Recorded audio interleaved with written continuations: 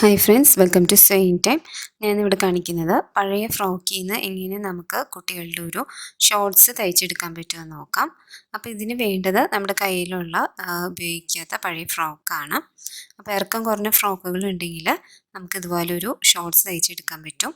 അപ്പോൾ ഇതിൻ്റെ ലെങ്ത്ത് വരുന്നത് 22 ഇഞ്ചാണ്. അപ്പോൾ ആദ്യം നമുക്ക് ഈ ഒരു ഉടുപ്പിൻ്റെ സ്കേർട്ട് ഭാഗമാണ് അയച്ചെടുക്കേണ്ടത്. ഇപ്പോൾ ഇവിടെ ഞാൻ കുറച്ച് സ്റ്റിച്ച് വിടിയിച്ച് കൊടുത്തിട്ടുണ്ട്. നമുക്കിതിൻ്റെ ഫുള്ളും ഇതുപോലെ വിടിയിച്ച് കൊടുക്കണം. അപ്പോൾ ഈ തുണീനെ നമുക്കിതുപോലെ 4ആയിട്ട് മടക്കാം. അപ്പോൾ ഇത് 2 ലെയറാണുള്ളത്. ഒന്നുകൂടി ഇതുപോലെ മടക്കിയെടുക്കുകയാണ്. അപ്പോൾ നമുക്ക് 4 ലെയർ കിട്ടും. പിന്നെ ഇതിന് ഞാൻ ഒരു ഇലാസ്റ്റിക് യൂസ് ചെയ്തിട്ടുണ്ട്. അത് 1 ഇഞ്ച് വീതിയുള്ള ഒരു ഇലാസ്റ്റിക്കാണ്. അപ്പോൾ ഇവിടെ ഞാൻ ഒരു അളവ് ട്രൗസർ എടുത്തിട്ടുണ്ട്. ഇതിൻ്റെ ഹിപ്പ് വരുന്നത് ഒരു സൈഡ് 9 ഇഞ്ചാണ്. അപ്പോൾ ടോട്ടൽ 18 ഇഞ്ചാണ് ഹിപ്പ് റൗണ്ടായിട്ട് വരുന്നത്. ക്രോച്ച് ലെങ്ത്ത് വരുന്നത് 8 ഇഞ്ചാണ്. ഇറക്കം വരുന്നത് 15 ഇഞ്ചാണ്. അപ്പോൾ ഇതാണ് ഇതിൻ്റെ അളവ്. അപ്പോൾ വേസ്റ്റ് റൗണ്ട് വരുന്നത് 19 ഇഞ്ചാണ്.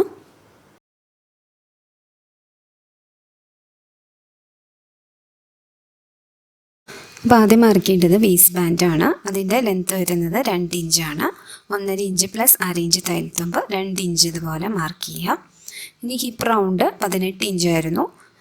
അതിൻ്റെ 4/1 4.5 ഇഞ്ച് പ്ലസ് 6 ഇഞ്ച് നമ്മൾ എക്സ്ട്രാ ലൂസിന് വേണ്ടി എടുക്കണം. അപ്പോൾ നമ്മൾ 10 ഇഞ്ചായിരിക്കണം, അല്ലെങ്കിൽ 11 ഇഞ്ച് നമുക്കിവിടെ വേസ്റ്റ് റൗണ്ടായിട്ട് എടുക്കേണ്ടത്.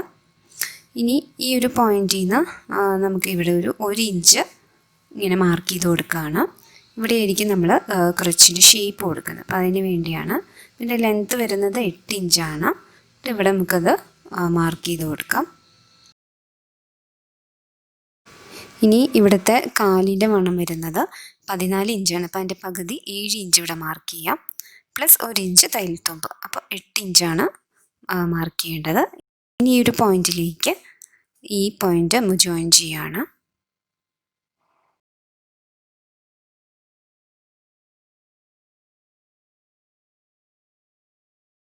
അപ്പോൾ നമ്മളെല്ലാ മെഷർമെൻറ്റ്സും മാർക്ക് ചെയ്തു. ഇനി നമുക്കിത് കട്ട് ചെയ്തെടുക്കാം.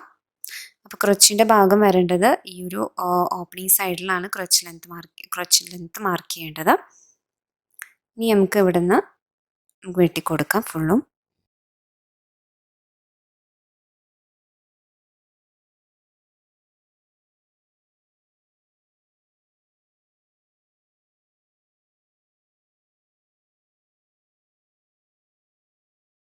അപ്പോൾ ഇവിടെ നമുക്ക് 2 പീസ് കിട്ടി. ഇനി നമുക്കിത് എങ്ങനെയാണ് ജോയിൻ ചെയ്യണേന്ന് നോക്കാം.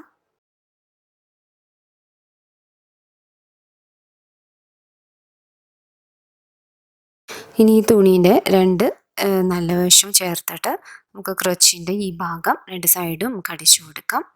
പ്രത്യേകം ശ്രദ്ധിക്കേണ്ടത് 2ൻ്റെയും നല്ല വശം ഇതുപോലെ വെച്ചിട്ട് നമുക്ക് അതിൻ്റെ മുകളിൽ നിന്ന് ഇതുപോലെ ഷേപ്പിൽ നമുക്ക് അടിച്ചു പോകാം താഴെ വരെ.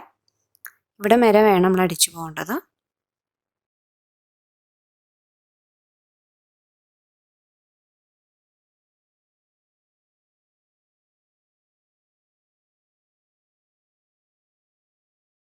അപ്പോൾ ഈ 2 ക്രച്ചിൻ്റെ ഭാഗവും നമ്മൾ തയ്ച്ചു കഴിഞ്ഞു. ഇനി ഈ തുണീനെ ഇതുപോലെ വെച്ചിട്ട് ഇതിന് നമുക്ക് ഇതുപോലെ കൊണ്ടുവരാം. ഈ ഒരു ഭാഗം ഇങ്ങനെ ഫ്രണ്ടിലായിട്ട് വരണം. ഇനി നമുക്ക് ഇതിൻ്റെ ഈ അടിഭാഗം ഒന്ന് തയ്ച്ചു കൊടുക്കാം. ഞാൻ ഒരു 1/2 ഇഞ്ച് ഗ്യാപ്പിൽ കൊടുത്തിട്ടാണ് ഇങ്ങനെ തയ്ച്ചു പോകുന്നത്. ഈ തുണീനെ വേണമെങ്കിൽ നമുക്ക് ഇതുപോലെ വലിച്ചു പിടിച്ചിട്ടൊന്ന് തയ്ച്ചു കൊടുക്കാം നമുക്ക്. ഇപ്പം ഞാൻ എടുത്തിരിക്കുന്ന ഇലാസ്റ്റിക്കിൻ്റെ നീളം വരുന്നത് 16 ഇഞ്ചാണ്. അപ്പോൾ വേസ്റ്റ് റൗണ്ട് 19 ഇഞ്ചായിരുന്നു. അപ്പോൾ അതിൽ നിന്ന് ഒരു 3 ഇഞ്ച് കുറച്ചിട്ട് വേണം നമ്മൾ ഇലാസ്റ്റിക് എടുക്കേണ്ടത്. അപ്പോൾ ഇനി നമുക്ക് എങ്ങനെയാണ് ഇലാസ്റ്റിക് ഇതിൽ തയ്ക്കണേന്ന് നോക്കാം. അപ്പോൾ ആദ്യം ഞാൻ ഈ തുണീൻ്റെ ചീത്തവശത്ത് ഇതുപോലെ ഇലാസ്റ്റിക് വെച്ച് കൊടുക്കാം. ഇപ്പം ഞാൻ ഇവിടെ ഇലാസ്റ്റിക്കിന് തയ്ച്ചു കൊടുത്തിട്ടുണ്ട് കറക്റ്റായിട്ട്. അപ്പോൾ ആ പോർഷൻ ഇതുപോലെ കൊണ്ടുവന്നിട്ട് ഒരു 1/4 ഇഞ്ച് ഒരു ഗ്യാപ്പ് വിടുക അതുപോലെ. എന്നിട്ട് ആ ഒരു തുണീനെ ഇതുപോലെ മടക്കുക. എന്നിട്ട് നമുക്കൊന്ന് ഇതിനും ചുറ്റും നമുക്കിതുപോലെ തയ്ച്ചു കൊടുക്കുകയാണ്. ഇതുപോലെ വലിച്ചു പിടിച്ചിട്ട് വേണം നമ്മൾ തയ്ച്ചു കൊടുക്കേണ്ടത്.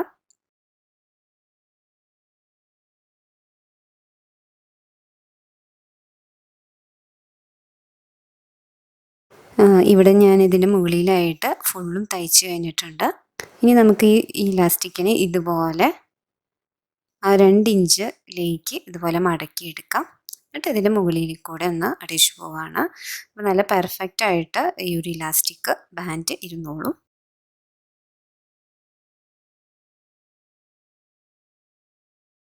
അപ്പോൾ പഴയ ഫ്രോക്ക് യൂസ് ചെയ്തിട്ട് എങ്ങനെയാണ് ഒരു ഷോർട്സ് ഉണ്ടാക്കണതെന്ന് എല്ലാവരും കണ്ടല്ലോ. അപ്പോൾ എൻ്റെ വീഡിയോ ഇഷ്ടപ്പെട്ടവർ സബ്സ്ക്രൈബ് ചെയ്യാൻ മറക്കരുത്. അതുപോലെ കമൻറ്റ് ചെയ്യാനും ലൈക്ക് ചെയ്യാനും. Okay, thank you.